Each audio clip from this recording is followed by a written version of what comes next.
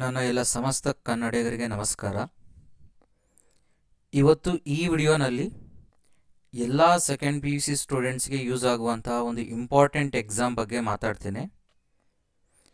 ವಿಡಿಯೋನ ಸ್ಟಾರ್ಟ್ ಮಾಡೋದಕ್ಕೆ ಮುಂಚೆ ನನ್ನ ಚಾನಲನ್ನು ಇನ್ನೂ ಸಬ್ಸ್ಕ್ರೈಬ್ ಮಾಡಲಿಲ್ಲ ಅಂತಂದರೆ ದಯವಿಟ್ಟು ಸಬ್ಸ್ಕ್ರೈಬ್ ಮಾಡಿ, ಹಾಗೆ ಎಲ್ಲರಿಗೂ ಶೇರ್ ಮಾಡಿ ಅಂತ ಹೇಳ್ತಾ ಈ ವಿಡಿಯೋನ ಸ್ಟಾರ್ಟ್ ಮಾಡ್ತೀನಿ.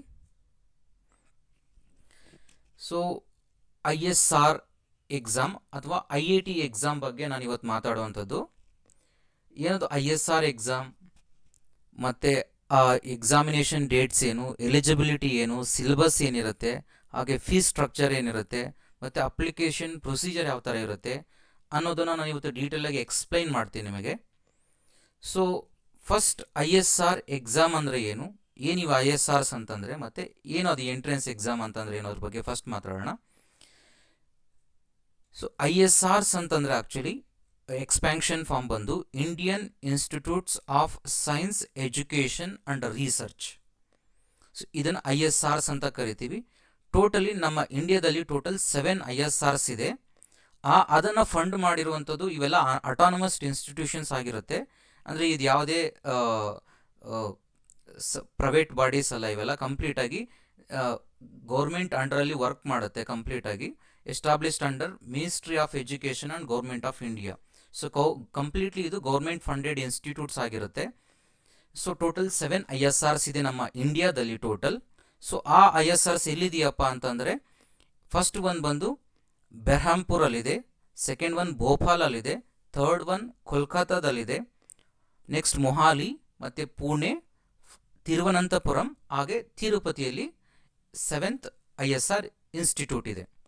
ಸೊ ಯೂಶಲಿ ಏನು ಮಾಡ್ತೀವಿ, ಈ ಇನ್ಸ್ಟಿಟ್ಯೂಷನಲ್ಲಿ ಏನು ಸ್ಟಡಿ ಮಾಡ್ತೀವಿ ಅಂತಂದರೆ ಆ್ಯಕ್ಚುಲಿ ಇದು ಮೋಸ್ಟ್ ಇಂಪಾರ್ಟೆಂಟ್ ಇನ್ಸ್ಟಿಟ್ಯೂಟ್ಸ್. ಈಗ ನಾವು ಇಂಜಿನಿಯರಿಂಗ್ ಅಂತ ಬಂದಾಗ ಈಗ IIT ಮತ್ತು NIT ಯಾವ ಥರ ನಾವು ಟಾಪ್ ಇನ್ಸ್ಟಿಟ್ಯೂಟ್ಸ್ ಅಂತ ಕರಿತೀವೋ, ಅದೇ ಥರನೇ ಪ್ಯೂರ್ ಸೈನ್ಸ್ ರಿಸರ್ಚ್ಗೆ ಇವುಗಳು ಮೋಸ್ಟ್ ಇಂಪಾರ್ಟೆಂಟ್ ಇನ್ಸ್ಟಿಟ್ಯೂಟ್ಸ್. ತುಂಬ ಫೆಸಿಲಿಟಿ ಇರುವಂತಹ, ತುಂಬ ಸೌಲಭ್ಯ ಇರುವಂತಹ, ಎಕ್ಸಲೆಂಟ್ ಫ್ಯಾಕಲ್ಟಿ ಇರುವಂತಹ ಇನ್ಸ್ಟಿಟ್ಯೂಟ್ಸ್ ಇವು. ನಮಗೆ ರಿಸರ್ಚ್ಗೆ ಇದು ಬೆಸ್ಟ್ ಅಂತ ಹೇಳ್ಬೋದು ನಾವು. ಆ್ಯಕ್ಚುಲಿ ಇಂಡಿಯಾದಲ್ಲಿ best institutes for the research. ನಾನು ಪ್ಯೂರ್ ಈಗ ಫಿಸಿಕ್ಸ್ ರಿಸರ್ಚ್ ಮಾಡ್ತೀನಿ, ಅಥವಾ ಕೆಮಿಸ್ಟ್ರಿ ರಿಸರ್ಚ್ ಮಾಡ್ತೀನಿ, ಅಥವಾ ಮ್ಯಾಥಮೆಟಿಕ್ಸ್ ಆರ್ ಬಯಾಲಜಿ ರಿಸರ್ಚ್ ಮಾಡ್ತೀನಿ ಅಂತಂದಾಗ ಅನ್ನೋ ಸ್ಟೂಡೆಂಟ್ಸ್ಗಳಿಗೆ ಇದು ತುಂಬ ಒಳ್ಳೆ ಗ್ರೇಟ್ ಪ್ಲ್ಯಾಟ್ಫಾರ್ಮ್ ಅಂತಲೇ ಹೇಳ್ಬೋದು ಇದನ್ನು. ಸೊ ಇದರಲ್ಲಿ ಆ್ಯಕ್ಚುಲಿ ಕೋರ್ಸಸ್ ಯಾವ ಥರ ಆಫರ್ ಮಾಡ್ತಾರೆ ಅಂತಂದರೆ, ಯೂಶಲಿ 5 years BS ಮತ್ತು MS ಡ್ಯುಯಲ್ ಡಿಗ್ರಿನ ಯೂಶಲಿ ಇಲ್ಲಿ ನಾವು ತೊಗೋಬಹುದು ಇಲ್ಲಿ, as well as 4 years BS ಕೋರ್ಸನ್ನು ಬೇಕಾದ್ರೂ ತೊಗೋಬೋದು. ಅದರಲ್ಲಿ ಕೆಲವೊಂದು ISRs ಅಲ್ಲಿ ಮಾತ್ರ ಇದಿದೆ. ಅದಾದಮೇಲೆ BTechಗೂ ಸಹ ನಾವಿಲ್ಲಿ ಅಪ್ಲೈ ಮಾಡಿ ಮತ್ತು ನಾವಿಲ್ಲಿ ಪರ್ಸ್ಯೂ ಮಾಡ್ಬೋದು. ಅದು ISR ಭೋಪಾಲಲ್ಲಿ ಮಾತ್ರನೇ ಇದೆ. ಸೊ ಅದ್ರ ಜೊತೆಗೆ ಈ ವರ್ಷನ್ನು ಈ ಕೋರ್ಸಸ್ ಜೊತೆಗೆ 5 years BS ಮತ್ತು MS, ಏನು 5 years BS ಮತ್ತು MS ಈಗ ನಾವು ಕರ್ನಾಟಕದಲ್ಲಿ ತೊಗೊಂಡ್ರೆ ಆ್ಯಕ್ಚುಲಿ BSc ಮತ್ತು MSc ಅಂತ ಯಾವ ಥರ ಹೇಳ್ತೀವೋ ಅದೇ ಥರನೇ ಅದನ್ನು ನಾವು BS ಮತ್ತು MS ಅಂತ ಕರಿತೀವಿ. ಆ್ಯಕ್ಚುಲಿ ಅದನ್ನು ಎರಡನ್ನೂ ಸೇರಿಸಿ ಆ್ಯಕ್ಚುಲಿ 5 years. ಈಗ ಯೂಶಲಿ ನಾವು ತೊಗೊಂಡ್ರೆ BSc 3 years and MSc 2 years ಅಂತ ಯಾವ ಥರ ಹೇಳ್ತೀವಿ, ಪ್ಲಸ್ ಟುಗೆದರ್ 5 years ಅಂತ. ಇಲ್ಲಿ ಎರಡೂ ಸೇರಿಸಿ 5 ವರ್ಷ ಇರುತ್ತೆ. BS ಆ್ಯಂಡ್ MS ಟುಗೆದರ್ ಅದನ್ನು ಡ್ಯುಯಲ್ ಡಿಗ್ರಿ ಅಂತ ಕರಿತೀವಿ ನಾವು. ಆ್ಯಕ್ಚುಲಿ ಇಂಟಿಗ್ರೇಟೆಡ್ ಕೋರ್ಸ್ ಅಂತ ಕರಿತೀವಿ ನಾವು ಇದನ್ನು. ಸೊ ಇದರಲ್ಲಿ ಕಂಪ್ಲೀಟಾಗಿ ನಿಮಗೆ ರಿಸರ್ಚು ಬರುತ್ತೆ. ನೀವು ಇಲ್ಲಿ ಸ್ಟಡಿ ಜೊತೆಗೆ ನೀವು ಇಲ್ಲಿ ರಿಸರ್ಚ್ಗೂ ತುಂಬ ಪ್ರಿಫರೆನ್ಸನ್ನು ಕೊಡ್ತಾರೆ ನಮಗೆ ಇಲ್ಲಿ. ಈಗ ನಾವು ನಾರ್ಮಲ್ BSc ತೊಗೊಂಡಾಗ ಆ್ಯಕ್ಚುಲಿ ಅಷ್ಟೊಂದು ಪ್ರಿಫರೆನ್ಸನ್ನು ರಿಸರ್ಚ್ ಕೊಡೋದಿಲ್ಲ. ಬಟ್ ಇಲ್ಲಿ ಬಂದಾಗ ಈ ಇನ್ಸ್ಟಿಟ್ಯೂಟ್ಸ್ ಏನಾಗಿರುತ್ತೆ ಅಂದರೆ ರಿಸರ್ಚಿಗೆ ತುಂಬ ಪ್ರಿಫರೆನ್ಸನ್ನು ಕೊಡ್ತಾರೆ ಇಲ್ಲಿ. ಸೊ ಇಷ್ಟು ಆಯಿತು ನಮ್ಮ ISRs ಬಗ್ಗೆ. ಈಗ ನಾವು ಒಂದು ಈ ISRಗಳಿಗೆ ಎಂಟ್ರೆನ್ಸ್ ಎಕ್ಸಾಮನ್ನೇ ನಾವು ಏನಂತ ಕರಿತೀವಿ ಅಂದರೆ IIT ಎಕ್ಸಾಮಿನೇಷನ್ ಅಂತ ಕರಿತೀವಿ. ISRs ಅಡ್ಮಿಷನ್ ಟೆಸ್ಟ್, ಅದನ್ನು ನಾವು ಶಾರ್ಟ್ ಫಾರ್ಮಲ್ಲಿ IIT ಅಂತ ಕರಿತೀವಿ ನಾವು ಆ್ಯಕ್ಚುಲಿ. ಈಗ ಆಲ್ರೆಡಿ ಈ ಇನ್ಸ್ಟಿಟ್ಯೂಟ್ಸ್ಗಳಿಗೆ ಎಂಟ್ರೆನ್ಸ್ ಎಕ್ಸಾಮಿನೇಷನ್ ಡೇಟ್ಸನ್ನು ಆಲ್ರೆಡಿ ಅನೌನ್ಸ್ ಮಾಡಿದ್ದಾರೆ ಆಲ್ರೆಡಿ. ಸೊ ಅದನ್ನು ನಾನು ಸ್ವಲ್ಪ ಎಕ್ಸ್ಪ್ಲೈನ್ ಮಾಡ್ತೀನಿ ಬ್ರೀಫಾಗಿ. ಅದಾದಮೇಲೆ ನಾವು ಡೈರೆಕ್ಟಾಗಿ ಕಂಪ್ಲೀಟಾಗಿ ವೆಬ್ಸೈಟಿಗೆ ಹೋಗೋಣ. ಅಲ್ಲಿ ಯಾವ ಥರ ಎಲಿಜಿಬಿಲಿಟಿ ಇರುತ್ತೆ, ಸಿಲೆಬಸ್ ಯಾವ ಥರ ಇರುತ್ತೆ, ಫೀಸ್ ಸ್ಟ್ರಕ್ಚರನ್ನು ಕಂಪ್ಲೀಟಾಗಿ ನಾವಲ್ಲಿ ವೆಬ್ಸೈಟಲ್ಲೇ ನೋಡೋಣ. ಆಲ್ರೆಡಿ ಅಪ್ಲಿಕೇಶನ್ ಓಪನ್ ಇದೆ. So already March 10th application open ಇದೆ. ಆ್ಯಂಡ್ ಅಪ್ಲಿಕೇಶನ್ ಕ್ಲೋಸ್ ಆಗುವಂಥದ್ದು April 15th application application close ಆಗುತ್ತೆ. ಸೊ ಅದ್ರ ಒಳಗಡೆ ಅಪ್ಲಿಕೇಶನನ್ನು ಅಪ್ಲೈ ಮಾಡಿ. ಅದಾದಮೇಲೆ ಕರೆಕ್ಷನ್ ಏನಾದರೂ ಇದ್ದರೆ ಆ್ಯಕ್ಚುಲಿ ಏಪ್ರಿಲ್ 21 ಆ್ಯಂಡ್ 22 ಕರೆಕ್ಷನ್ಸನ್ನು ಮಾಡ್ಕೋಬೋದು. ಸಪೋಸ್ ಏನಾದರೂ ಫಾರ್ಮಲ್ಲಿ ಎಂಟ್ರಿ ಮಾಡ್ಬೇಕಾದ್ರೆ ಏನಾದರೂ ಮಿಸ್ಟೇಕ್ಸನ್ನು ಮಾಡಿದರೆ ಅವುಗಳನ್ನು 2 ಡೇಸ್ ನಿಮಗೆ ಕರೆಕ್ಷನ್ಸನ್ನು ಬಿಡ್ತಾರೆ. ಏಪ್ರಿಲ್ 21 ಆ್ಯಂಡ್ 22 ಅವೆರಡು ದಿನ ನೀವು ಕಂಪ್ಲೀಟಾಗಿ ಕರೆಕ್ಷನ್ಸನ್ನು ಮಾಡ್ಕೋಬೋದು. ಏನಾದರೂ ಮಿಸ್ಟೇಕ್ಸ್ ಮಾಡಿ ನಿಮ್ಗೆ ಗೊತ್ತಾಗಲಿಲ್ಲ ಅಂತಂದ ಪಕ್ಷದಲ್ಲಿ ಅವೆರಡು ದಿನದಲ್ಲಿ ನೀವು ಕರೆಕ್ಷನ್ಸನ್ನು ಮಾಡ್ಕೋಬೋದು. ಅದಾದಮೇಲೆ ನಿಮಗೆ ಹಾಲ್ ಟಿಕೆಟ್ಸನ್ನು ಮೇ 15 ರಿಲೀಸ್ ಮಾಡ್ತಾರೆ. ಅದಾದಮೇಲೆ ನಿಮಗೆ ಎಕ್ಸಾಮಿನೇಷನ್ ಮೇ 25 ಇರುತ್ತೆ. ಮೇ 25, 2025. ಸೊ ಈ ವರ್ಷದ IIT ಎಕ್ಸಾಮಿನೇಷನ್, ಎಂಟ್ರೆನ್ಸ್ ಎಕ್ಸಾಮಿನೇಷನ್ ನಿಮಗೆ ಮೇ 25 ಇರುತ್ತೆ. ಅದಾದಮೇಲೆ ಮೇ 25 ಆಫ್ಟರ್ ದ ಎಕ್ಸಾಮಿನೇಷನ್ ಅವ್ರು ಆನ್ಸರ್ ಕೀನ ಡಿಸ್ಪ್ಲೇ ಮಾಡ್ತಾರೆ. ನಿಮಗೆ ವೆಬ್ಸೈಟಲ್ಲಿ ನೋಡ್ತಾ ಇರಿ. ಸೊ ಅವರು ನಿಮಗೆ ಆನ್ಸರ್ ಕೀಯನ್ನು ಅಲ್ಲೇ ಡಿಸ್ಪ್ಲೇ ಮಾಡಿರ್ತಾರೆ.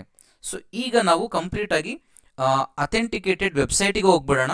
ವೆಬ್ಸೈಟಿಗೆ ಹೋಗಿ ಅಲ್ಲಿ ಯಾವ ಎಲಿಜಿಬಿಲಿಟಿ ಕ್ರೈಟೀರಿಯಾಯಿಂದ ಹಿಡಿದು ಕಂಪ್ಲೀಟಾಗಿ ಸಿಲೆಬಸ್, ಫೀಸ್ ಸ್ಟ್ರಕ್ಚರನ್ನು ಕಂಪ್ಲೀಟಾಗಿ ಡೀಟೇಲ್ ಆಗಿ ನೋಡೋಣ.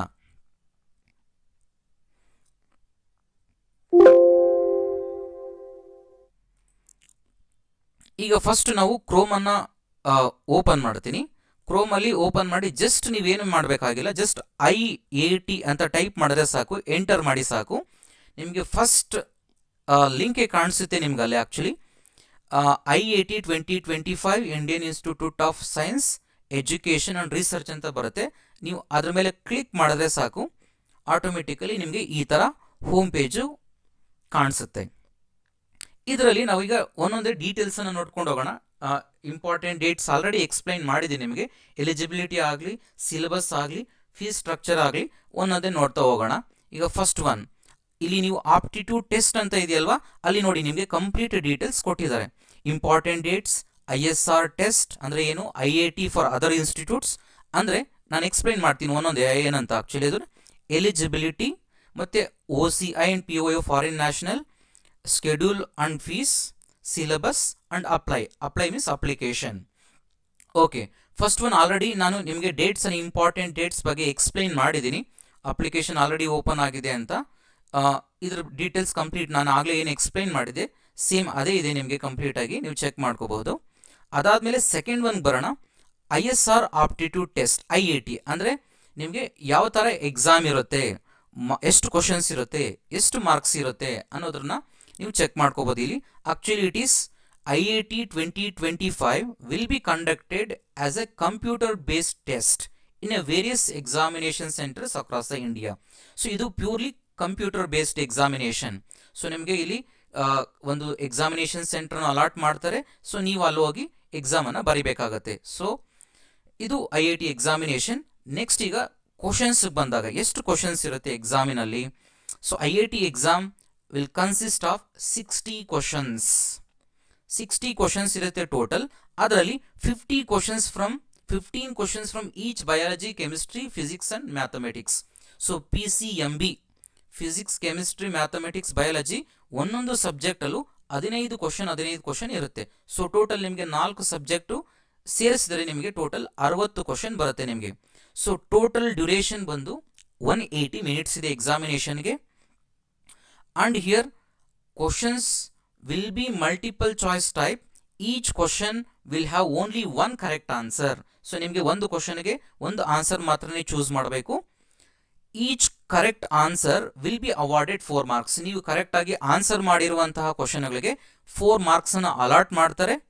ಸಪೋಸ್ ಏನಾದರೂ ಒಂದು ಕ್ವಶನ್ ಆನ್ಸರ್ ಮಾಡಿರ್ತೀರಾ, ಸಪೋಸ್ ಏನಾದರೂ ರಾಂಗ್ ಆದರೆ ಇಲ್ಲಿ ನೆಗೆಟಿವ್ ಮಾರ್ಕಿಂಗು ಸಹ ಇರುತ್ತೆ.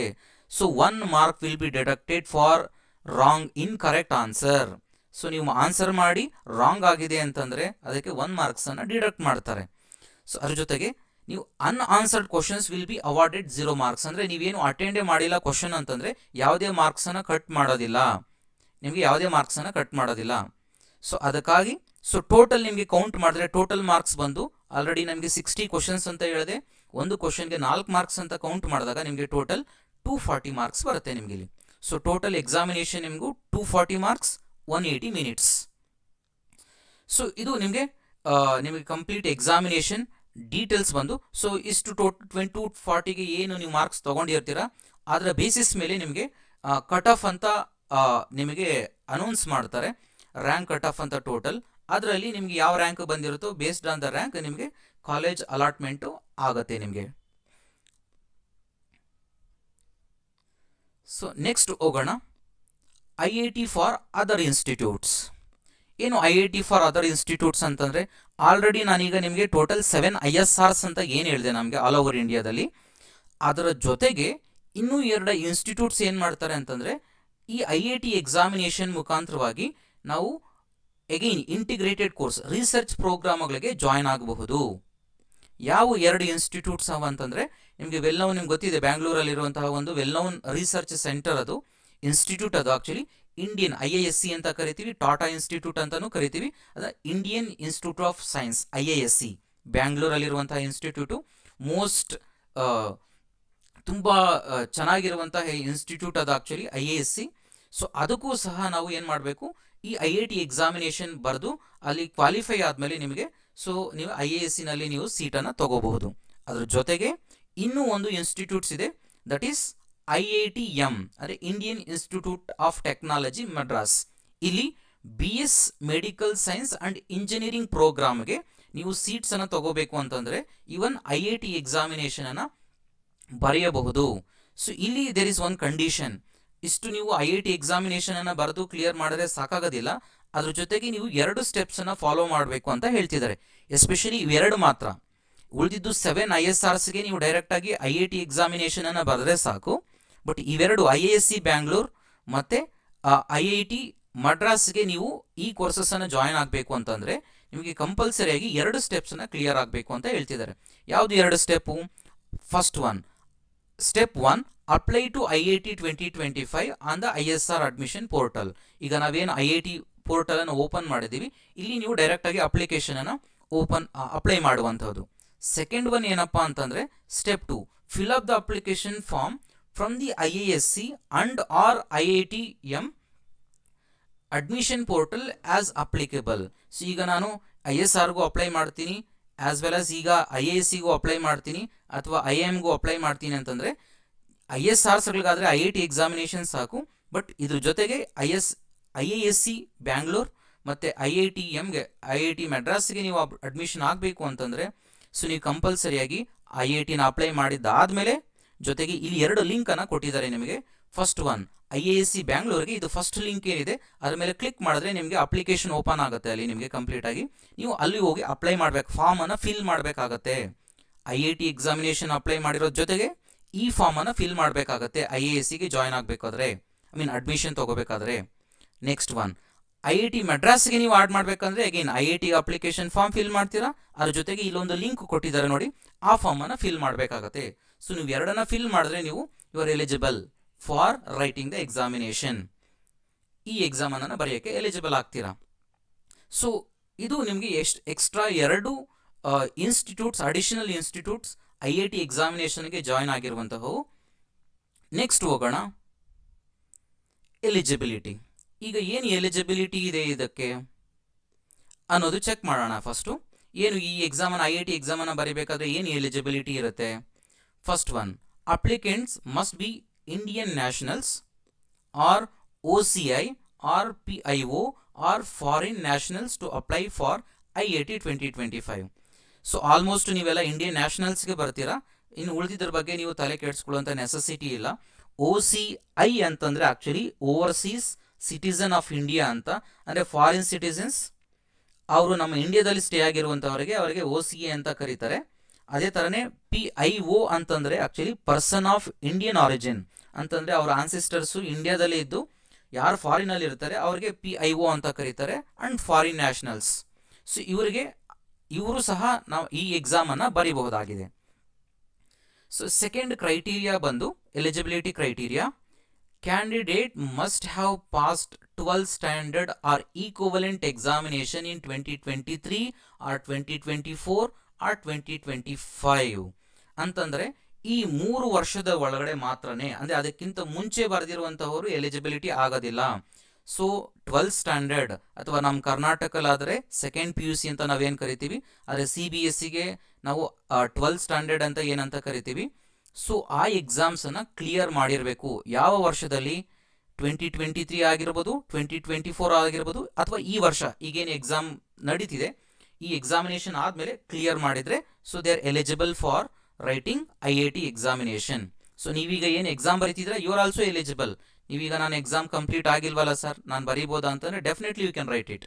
ಬರೆದಿದ್ದಾದಮೇಲೆ ನಿಮಗೆ ರಿಸಲ್ಟ್ಸ್ ಬರುತ್ತಲ್ವಾ, ಸೊ ಅದನ್ನು ನೀವು ಅಪ್ಡೇಟ್ ಮಾಡ್ಬೋದು. So you are eligible for writing IIT examination. Next ಬರೋಣ. Candidates must have taken 3 subjects among biology, physics, chemistry, mathematics. ಇದು ಇನ್ನೊಂದು ವೆರಿ ಇಂಪಾರ್ಟೆಂಟ್ ಏನಪ್ಪ ಕ್ರೈಟೀರಿಯಾ ಅಂತಂದರೆ, ನಿಮ್ಮ 12th ಸ್ಟ್ಯಾಂಡರ್ಡಲ್ಲಿ ಅಟ್ಲೀಸ್ಟ್ ಈ 4 ಸಬ್ಜೆಕ್ಟಲ್ಲಿ 3 ಸಬ್ಜೆಕ್ಟನ್ನಾದರೂ ನೀವು ತೊಗೊಂಡಿರಬೇಕು. ಅಂದರೆ ಫಿಸಿಕ್ಸ್, ಕೆಮಿಸ್ಟ್ರಿ, ಮ್ಯಾಥಮೆಟಿಕ್ಸ್, ಬಯಾಲಜಿನಲ್ಲಿ 4 ಸಬ್ಜೆಕ್ಟಲ್ಲಿ ಅಟ್ಲೀಸ್ಟ್ 3 ಸಬ್ಜೆಕ್ಟನ್ನು ನೀವು PUC ನಲ್ಲಿ ಓದಿರಬೇಕು. ಈಗ PUC ನಲ್ಲಿ ತಗೊಂಡ್ರೆ ಯೂಶ್ವಲಿ ನಮ್ಮ ಸೈನ್ಸಲ್ಲಿ PCMB ಅಂತ ಬರುತ್ತೆ, PCMC ಅಂತ ಬರುತ್ತೆ. ಅದರಲ್ಲಿ ಫಿಸಿಕ್ಸ್, ಕೆಮಿಸ್ಟ್ರಿ, ಮ್ಯಾಥಮೆಟಿಕ್ಸ್ ಕಾಮನ್ ಆಗಿರುತ್ತೆ. ಅಂದರೆ ಅದು 3 ಸಬ್ಜೆಕ್ಟ್ ಸಾಕು ನಮಗೆ. ಅಟ್ಲೀಸ್ಟ್ PCMB ನಲ್ಲಿ 3 ಸಬ್ಜೆಕ್ಟ್ಸ್ ಫಿಸಿಕ್ಸ್, ಕೆಮಿಸ್ಟ್ರಿ, ಮ್ಯಾಥಮೆಟಿಕ್ಸ್ ಅಥವಾ ಫಿಸಿಕ್ಸ್, ಕೆಮಿಸ್ಟ್ರಿ, ಬಯಾಲಜಿ ಯಾವುದಾದ್ರು 3 ಸಬ್ಜೆಕ್ಟ್ಸನ್ನು ಓದಿದರೆ ನೀವು ಸೆಕೆಂಡ್ PUC ನಲ್ಲಿ ಸೊ ನೀವು ಎಲಿಜಿಬಲ್ ಆಗ್ತೀರಾ ಈ ಎಕ್ಸಾಮನ್ನು ಬರೆಯೋದಕ್ಕೆ.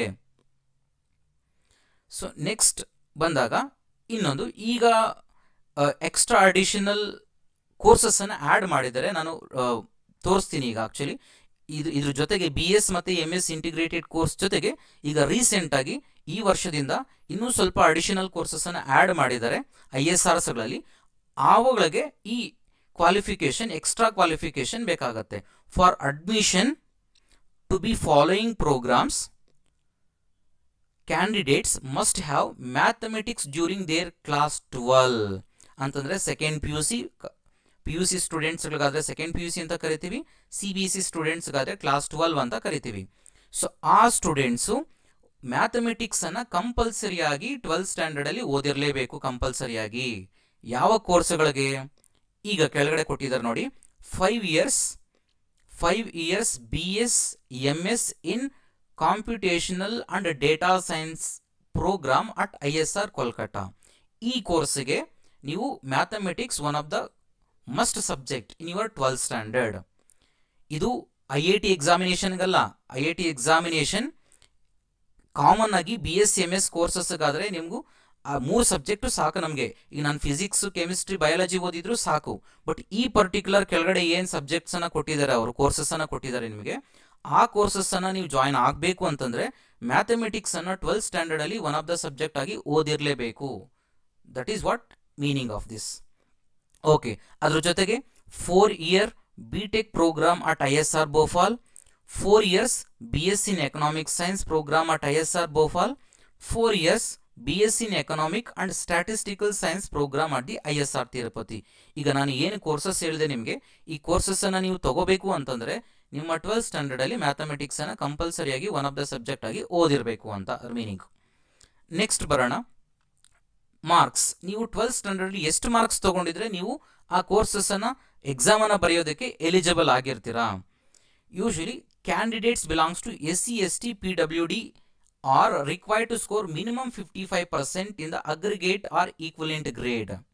ಅಂತಂದರೆ ನೀವು ಅಟ್ಲೀಸ್ಟ್ 55%, ಯೂಶಲಿ SC ST ಮತ್ತು PWD ಕ್ಯಾಂಡಿಡೇಟ್ಸ್ ಏನು 55%ಅನ್ನು ನಿಮ್ಮ 12th ಸ್ಟ್ಯಾಂಡರ್ಡಲ್ಲಿ ಈಗೇನು ಎಕ್ಸಾಮ್ ಬರೆದಿರ್ತೀರಾ ಆಲ್ರೆಡಿ ಅಥವಾ ಈಗ ಬರೀತಿದ್ದೀರಾ ಎಕ್ಸಾಮಲ್ಲಿ, ಈ ಎಕ್ಸಾಮಿನೇಷನಲ್ಲಿ ಮಿನಿಮಮ್ 55% ತೊಗೊಂಡ್ರೆ you are eligible for applying the examination.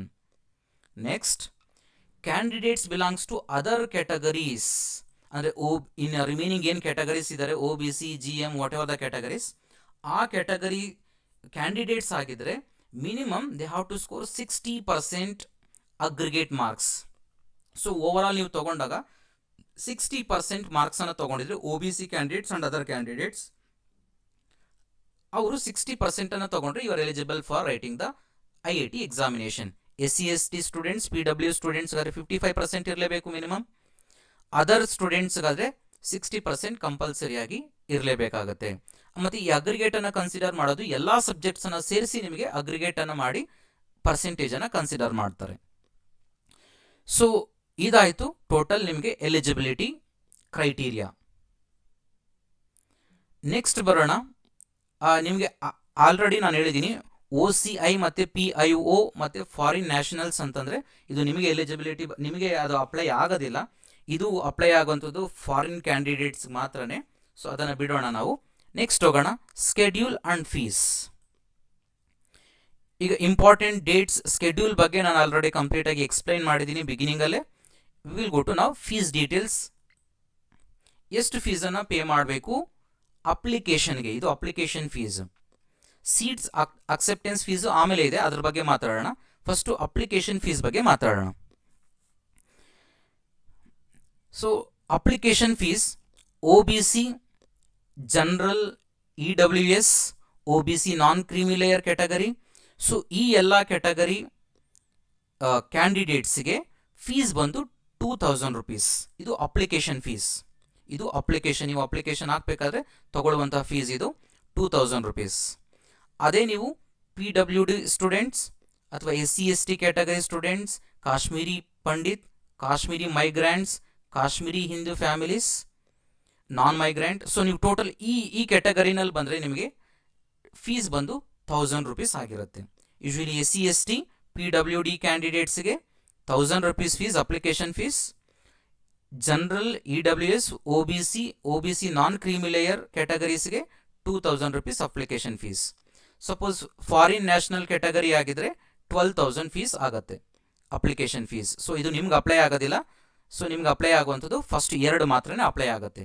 And ಇದು ಅಪ್ಲಿಕೇಶನ್ ಫೀಸ್ ಏನಿರುತ್ತೆ ಇದು ನಾನ್ ರಿಫಂಡಬಲ್. ಒಂದ್ಸರಿ ಪೇ ಮಾಡಿದೀವರ ಅಂತಂದರೆ ನೆಕ್ಸ್ಟ್ ರಿಫಂಡ್ ಆಗೋದಿಲ್ಲ ಇದು. ನೆಕ್ಸ್ಟ್ ಇರುವಂಥದ್ದು ಸೀಟ್ ಅಕ್ಸೆಪ್ಟೆನ್ಸ್ ಫೀಸ್ ಅಂತ. ಇದು ನಿಮಗೆ ಬರುವಂಥದ್ದು ಒಂದು ಸರಿ ಎಕ್ಸಾಮನ್ನು ಅಪ್ಲೈ ಮಾಡ್ತೀರಾ, ಎಕ್ಸಾಮನ್ನು ಬರೀತೀರಾ, ಮತ್ತು ನೀವು ಎಲಿಜಿಬಲ್ ಆದಮೇಲೆ ಅದಾಗಿದಂಥ ನೆಕ್ಸ್ಟ್ ಆಗಿರುವಂಥ ಪ್ರೊಸೀಜರ್ ಇದು. ಆ್ಯಕ್ಚುಲಿ ಸೀಟ್ ಅಕ್ಸೆಪ್ಟೆನ್ಸ್ ಫೀಸ್ ಅಂತ. ನೀವು ಎಲಿಜಿಬಿಲಿಟಿ ಆದಮೇಲೆ ನಿಮ್ಮ ಸೀಟನ್ನು ಅಕ್ಸೆಪ್ಟ್ ಮಾಡ್ಕೊಳ್ಳೋದಕ್ಕೆ ಸೊ ನೀವು ಈ ಫೀಸನ್ನು ಪೇ ಮಾಡಬೇಕಾಗತ್ತೆ, ಲೈಕ್ ಅಡ್ಮಿಷನ್ ಫೀಸ್. ಸೊ ಆ ಫೀಸ್ ಏನಿದೆ ಅಂತಂದರೆ ನೀವು general, EWS, OBC non creamy layer, PWD, so ಈ ಎಲ್ಲ ಕಂಪ್ಲೀಟ್ ಕ್ಯಾಟಗರಿ ಕ್ಯಾಂಡಿಡೇಟ್ಸ್ಗೆ ಸೀಟ್ ಅಕ್ಸೆಪ್ಟೆನ್ಸ್ ಫೀಸ್ ಬಂದು 35,000 ಇರುತ್ತೆ. ಆ 35,000ಅಲ್ಲಿ 25,000 ಪ್ಲಸ್ 10,000, ಈ 10,000 ಏನಿರುತ್ತೆ ಇದು ಕಂಪ್ಲೀಟ್ಲಿ ನಾನ್ ರಿಫಂಡಬಲ್. ಇದು 25,000 some cases you can do the refund, ನೀವು ರೀಫಂಡನ್ನು ತಗೋಬೋದು ಬೇಕಾದರೆ. ಬಟ್ ಈ 10,000 ಏನಿದೆ ಕಂಪ್ಲೀಟ್ ಆಗಿ ಇದು ನಾನ್ ರಿಫಂಡಬಲ್ ಆಗಿರುತ್ತೆ ಈ 35,000ದಲ್ಲಿ. ಅದೇ ನೀವು SC/ST ಕ್ಯಾಟಗರಿ ಸ್ಟೂಡೆಂಟ್ಸ್ ಆಗಿದ್ದರೆ ಸೊ ನಿಮಗೆ ಫೀಸ್ ಬಂದು ಸೀಟ್ ಅಕ್ಸೆಪ್ಟೆನ್ಸ್ ಫೀಸ್ ಬಂದು 17,500 ಇರುತ್ತೆ. ಅದರಲ್ಲಿ 17,500ಅಲ್ಲಿ 12,500 ಇಸ್ ರೀಫಂಡಬಲ್. ನೀವೇನೋ ರೀಫಂಡ್ ಅಪ್ಲೈ ಮಾಡಿದ್ದೀರಾ ಅಂತ ರೀಫಂಡ್ ಆಗುತ್ತೆ. ಇನ್ನು ರಿಮೈನಿಂಗ್ 5,000 ಏನಿರುತ್ತೆ is completely non refundable. So ಇದು ಕಂಪ್ಲೀಟಾಗಿ ನಿಮಗೆ ಮೆನ್ಷನ್ ಮಾಡಿದ್ದಾರೆ ನೀವು ಅಲ್ಲಿ. Failure to deposit SAF means seat acceptance fees within the stipulated time will result in the cancellation of the offer. ಅಂತಂದರೆ ನಿಮ್ಗೇನು ಆ ಅಡ್ಮಿಷನನ್ನು ಆಫರ್ ಮಾಡಿರ್ತಾರೆ, ಅವ್ರು ಒಂದು ಟೈಮನ್ನು ಕೊಟ್ಟಿರ್ತಾರೆ ನಿಮಗೆ ಒಂದು ಆ ಫೀಸನ್ನು ಪೇ ಮಾಡೋದಕ್ಕೆ, ಅಷ್ಟರ ಒಳಗಡೆ ನೀವು ಫೀಸನ್ನು ಪೇ ಮಾಡಬೇಕು. ಫೀಸ್ ಪೇ ಮಾಡಲಿಲ್ಲ ಅಂತಂದರೆ ನಿಮ್ಮ ಅಡ್ಮಿಷನನ್ನು ಕಂಪ್ಲೀಟಾಗಿ ಕ್ಯಾನ್ಸಲ್ ಮಾಡ್ತಾರೆ. ಫರ್ದರ್ ನಿಮ್ಗೆ ಯಾವುದೇ ಅಂತಹ ಎಲಿಜಿಬಿಲಿಟಿ, ಅಡ್ಮಿಷನ್ ಎಲಿಜಿಬಿಲಿಟಿ ಇರೋದಿಲ್ಲ ಆ ವರ್ಷದಲ್ಲಿ ಅಂತ. ಓಕೆ, ಇದಾಯಿತು ಕಂಪ್ಲೀಟಾಗಿ ನಿಮಗೆ ಫೀಸ್ ಡೀಟೇಲ್ಸು. ನೆಕ್ಸ್ಟ್ ಹೋಗೋಣ ಸಿಲೆಬಸ್ಗೆ.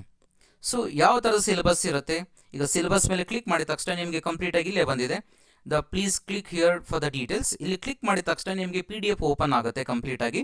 ಇಲ್ಲಿ ಕಂಪ್ಲೀಟ್ ಸಿಲೆಬಸ್ ಕೊಟ್ಟಿದ್ದಾರೆ. ಫಿಸಿಕ್ಸ್, ಕೆಮಿಸ್ಟ್ರಿ, ಮ್ಯಾಥಮೆಟಿಕ್ಸ್, ಬಯಾಲಜಿನಲ್ಲಿ ಆಲ್ಮೋಸ್ಟ್ ನೀವು ನೋಡಿದ್ರೆ ಅದು ಸಿಲೆಬಸ್ಸನ್ನು ಆ್ಯಕ್ಚುಲಿ ಆಲ್ಮೋಸ್ಟ್ ನಿಮಗೆ ಇದು almost first year and second year syllabus, ಅಂದರೆ first PUC, second PUC or 11th 12th ಸಿಲೆಬಸ್ಸೇ ಕಂಪ್ಲೀಟಾಗಿ ನಿಮಗೆ ಕಾಣಿಸುತ್ತೆ. ಇಲ್ಲಿ ಬಯಾಲಜಿ ಆಗಲಿ, ಬಯಾಲಜಿ ಫಸ್ಟ್ ಇದೆ. ಅದಾದಮೇಲೆ ನಿಮಗೆ ಕೆಮಿಸ್ಟ್ರಿನೂ ಇದೆ, ಚಾಪ್ಟರ್ಗಳನ್ನು ನೋಡಬಹುದು ನೀವು ಕಂಪ್ಲೀಟಾಗಿ. ಎಲೆಕ್ಟ್ರೋಕೆಮಿಸ್ಟ್ರಿ ಆಗಲಿ, ಕೆಮಿಕಲ್ ಕೈನೆಟಿಕ್ಸ್ ಆಗಲಿ, hydrocarbons, halo alkanes, alcohols, phenols, ethers ಕಂಪ್ಲೀಟಾಗಿ ನೀವು ನೋಡ್ಬೋದು. ಇವೆಲ್ಲ ನಿಮಗೆ ಫಸ್ಟ್ PUC ಮತ್ತು ಸೆಕೆಂಡ್ PUC ಸಿಲೆಬಸ್ ಎರಡು ಸೇರಿಸಿ ಇರುವಂತಹ ಸಿಲೆಬಸ್ ಇದು. ಕಂಪ್ಲೀಟಾಗಿ ಸಿಲೆಬಸ್ಸನ್ನು ಕೊಟ್ಟಿದ್ದಾರೆ, ನೀವು ಕಂಪ್ಲೀಟಾಗಿ ಡೌನ್ಲೋಡ್ ಮಾಡಿಕೊಂಡು ನೀವು ನೋಡ್ಕೋಬೋದು, ಚೆಕ್ ಮಾಡ್ಕೋಬೋದು ಸಿಲೆಬಸ್ಸನ್ನು. ಇದಾಯಿತು ಫೀಸ್ ಕಂಪ್ಲೀಟಾಗಿ ಸಿಲೆಬಸ್ದು ಡೀಟೇಲ್ಸು. ನೆಕ್ಸ್ಟ್ ನೋಡೋಣ how to apply for IIT examination. So ನೀವು ಅಪ್ಲೈ ಫಾರ್ IIT ಅಂತ ಕ್ಲಿಕ್ ಮಾಡಿದ ತಕ್ಷಣ ನಿಮಗೆ ಈ ಥರ ಪೇಜ್ ಓಪನ್ ಆಗುತ್ತೆ. ಇಲ್ಲಿ ನಿಮಗೆ ಇಂಪಾರ್ಟೆಂಟ್ ಇನ್ಫಾರ್ಮೇಷನ್ ಅಂತ ಕೊಟ್ಟಿದ್ದಾರೆ. Please read carefully the information brochure ಅಂತ. ಇಲ್ಲಿ ಇಂಗ್ಲೀಷ್ ವರ್ಷನಲ್ಲೂ ಇದೆ, ಹಿಂದಿ ವರ್ಷನಲ್ಲೂ ಇದೆ. ಸೊ ನೀವು ಯಾವ್ದು ಬೇಕಾದ್ರೂ ಡೌನ್ಲೋಡ್ ಮಾಡ್ಕೋಬೋದು. ಒಂದು ಇಂಗ್ಲೀಷ್ ವರ್ಷನ್ ಮೇಲೆ ಕ್ಲಿಕ್ ಮಾಡಿದ ತಕ್ಷಣ ನಿಮಗೆ ಕಂಪ್ಲೀಟ್ ಆಗಿ ಇಲ್ಲಿ PDF ಡೌನ್ಲೋಡ್ ಆಗೋದಕ್ಕೆ ಸ್ಟಾರ್ಟ್ ಆಗುತ್ತೆ.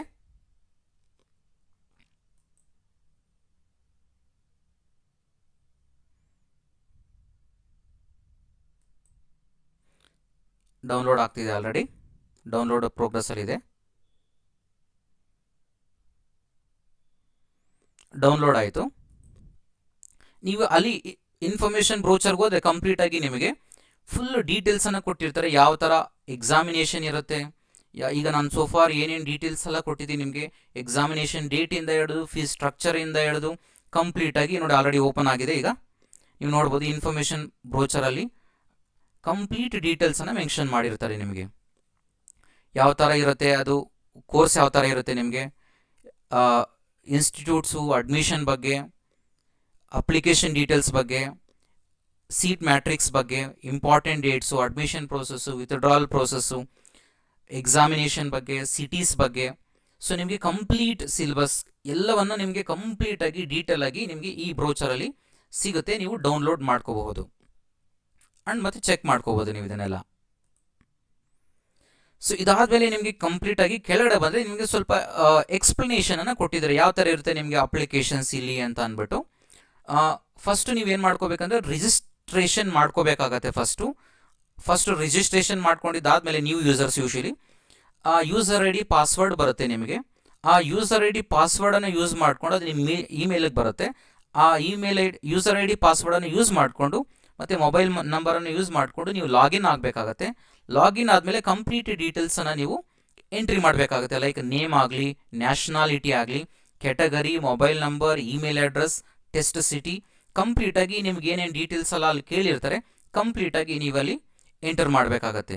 ಸೊ ಇನ್ನೊಂದು ಇನ್ಸ್ಟ್ರಕ್ಷನ್ ಏನಪ್ಪ ಕೊಟ್ಟಿದ್ದಾರೆ ಅಂತಂದರೆ, it is recommended to fill the application form using desktop or laptop ಅಂತಂದರೆ ನೀವು ಡೆಸ್ಕ್ಟಾಪ್ ಅಥವಾ ಲ್ಯಾಪ್ಟಾಪಲ್ಲಿ ಅಪ್ಲೈ ಮಾಡುವಂಥದ್ದು ತುಂಬ ಬೆಟರು. ಯಾಕಂದರೆ ಮೊಬೈಲ್ ಫೋನಲ್ಲಿ ಅಪ್ಲೈ ಮಾಡೋಕ್ಕೆ ಹೋಗಿ ಮತ್ತು ಇನ್ನೇನಾದ್ರು ಸಮಸ್ಯೆಗಳಾಗ ಆ್ಯಕ್ಚುಲಿ ಅದು ಬೇಡ ಅಂತ ಅಂದ್ಬಿಟ್ಟು ಡೆಸ್ಕ್ಟಾಪ್ ಮತ್ತು ಲ್ಯಾಪ್ಟಾಪಲ್ಲಿ ಅಪ್ಲೈ ಮಾಡಿ ತುಂಬ ನಿಮಗೆ ಈಸಿಯಾಗಿ ಯೂಸ್ ಮಾಡ್ಬೋದು ಮತ್ತು ಈಸಿಯಾಗಿ ಅಪ್ಲೈ ಮಾಡ್ಬೋದು ಅನ್ನೋ ರೀಸನ್ಗೆ. ಸೊ ಮತ್ತು ಯಾವ ವರ್ಷನ್ಸನ್ನು ಯೂಸ್ ಮಾಡಬೇಕು, ಯಾವ ಬ್ರೌಸರ್ಸನ್ನು ಯೂಸ್ ಮಾಡಬೇಕು ಅಂತ ಕಂಪ್ಲೀಟಾಗಿ ಇಲ್ಲಿ ಕೊಟ್ಟಿದ್ದಾರೆ ಡೀಟೇಲ್ಸನ್ನು. ಸೊ ನೀವು ಇಲ್ಲಿ ಚೆಕ್ ಮಾಡ್ಕೋಬೋದು. ಅದಾದಮೇಲೆ ನಿಮಗೆ ಲಾಸ್ಟಲ್ಲಿ click here to start the application ಅಂತ ಇದೆ. ಅಲ್ಲಿ ನೀವು ಕ್ಲಿಕ್ ಮಾಡಿದ ತಕ್ಷಣ ನೀವು ಅಪ್ಲಿಕೇಶನ್ಗೆ ಕಂಪ್ಲೀಟಾಗಿ ಎಂಟ್ರಿ ಆಗುತ್ತೆ. ಈಗ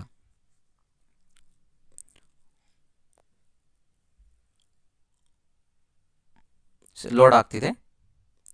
ಈಗ ಬಂತು ನೋಡಿ.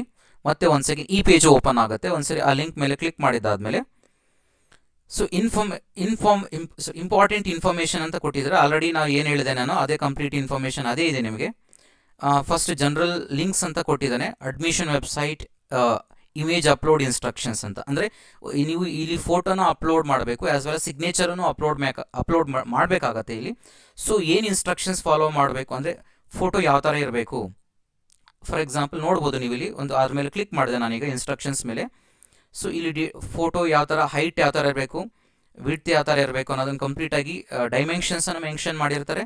ಅದೇ ಡೈಮೆನ್ಷನ್ಸಲ್ಲಿ ನಾವು ಫೋಟೋನ ಅಪ್ಲೋಡ್ ಮಾಡಬೇಕಾಗತ್ತೆ. ಇಲ್ಲ ಅಂತಂದರೆ ಅದು ರಿಜೆಕ್ಟ್ ಆಗುತ್ತೆ, ಅಪ್ಲಿಕೇಶನ್ ರಿಜೆಕ್ಟ್ ಆಗುತ್ತೆ. ಮತ್ತು ಯಾವ ಥರದ ಸಿಗ್ನೇಚರನ್ನು ಯಾವ ಥರ ಅಪ್ಲೋಡ್ ಮಾಡಬೇಕು, ಪ್ರಾಪರ್ ವೇನಲ್ಲಿ ಯಾವ ಥರ ವೇನಲ್ಲಿ ಅಪ್ಲೋಡ್ ಮಾಡಬೇಕಂತ ಮತ್ತು ಡೈಮೆನ್ಷನ್ಸು ಕಂಪ್ಲೀಟಾಗಿ ಇಲ್ಲಿ ಮೆನ್ಷನ್ ಮಾಡಿದ್ದಾರೆ. ಸೊ ಅದನ್ನು ನೋಡ್ಕೊಳ್ಳಿ, ಅದನ್ನು ನೋಡಿಕೊಂಡು ಅದೇ ಡೈಮೆನ್ಷನ್ಸಲ್ಲಿ ನೀವು ಅಪ್ಲೋಡ್ ಮಾಡಿ. ಅಥವಾ ಫೋಟೋಸ್ ನೋಡಿ ಯಾವುದು ಕರೆಕ್ಟ್ ವೇನಲ್ಲಿ ನಾವು ಫೋಟೋಸನ್ನು ಅಪ್ಲೋಡ್ ಮಾಡಬೇಕು ಅನ್ನೋದನ್ನ ವೇ ಯಾವ ಥರ ಇರುತ್ತೆ, ಫೋಟೋ ಯಾವ ಆ್ಯಂಗಲಲ್ಲಿ ತೊಗೋಬೇಕು, ಹೇಗೆ ತೊಗೋಬೇಕು ಅನ್ನೋದನ್ನ, ಯಾವ ಥರ ಇರಬೇಕು ಅನ್ನೋದನ್ನು ಈಗ ಕಂಪ್ಲೀಟಾಗಿ ಇಲ್ಲಿ ಮೆನ್ಷನ್ ಮಾಡಿದ್ದಾರೆ. ಇಲ್ಲಿ ನೀವು ನೋಡ್ಬೋದು, ಚೆಕ್ ಮಾಡ್ಕೋಬೋದು. ಚೆಕ್ ಮಾಡಿ ಅದೇ ಥರನೇ ನೀಟಾಗಿ ಅದೇ ಡೈಮೆನ್ಷನ್ಸಲ್ಲಿ ನೋಡಿಕೊಂಡು ನೀವು ಅಪ್ಲೈ ಮಾಡಿ. ನೆಕ್ಸ್ಟ್ ಅದಾದಮೇಲೆ ನಿಮಗೆ ಟು ರಿಜಿಸ್ಟರ್. ಸೊ ಇಲ್ಲಿ ಆಲ್ರೆಡಿ ರಿಜಿಸ್ಟರ್ ಆಗಿರೋ ಕ್ಯಾಂಡಿಡೇಟ್ಸ್ಗೆ ಈ ಲಿಂಕ್ ಮೇಲೆ ಕ್ಲಿಕ್ ಮಾಡಬೇಕು. ಹೊಸದಾಗಿ ನಾವು ರಿಜಿಸ್ಟರ್ ಮಾಡುವಂಥ ಕ್ಯಾಂಡಿಡೇಟ್ಸ್ ಆದರೆ ಟು ರಿಜಿಸ್ಟರ್ ಅಂತ ಫಸ್ಟ್ ಲಿಂಕ್ ಇಲ್ಲೇನು ಕೆಳಗಡೆ ಕೊಟ್ಟಿದ್ದಾರೆ ಕ್ಲಿಕ್ ಹಿಯರ್ ಅಂತ, ಫೋರ್ತ್ ಲಿಂಕ್ ಏನಿದೆ ಕ್ಲಿಕ್ ಹಿಯರ್ ಅಂತ, ಅದ್ರ ಮೇಲೆ ನಾವು ಕ್ಲಿಕ್ ಮಾಡಬೇಕಾಗತ್ತೆ. ಆದಮೇಲೆ ಕ್ಲಿಕ್ ಮಾಡಿದ್ರೆ ನಿಮಗೆ ಕಂಪ್ಲೀಟಾಗಿ ಡೀಟೇಲ್ಸನ್ನು ಕೇಳುತ್ತೆ. ಲೋಡ್ ಆಗ್ತಿದೆ.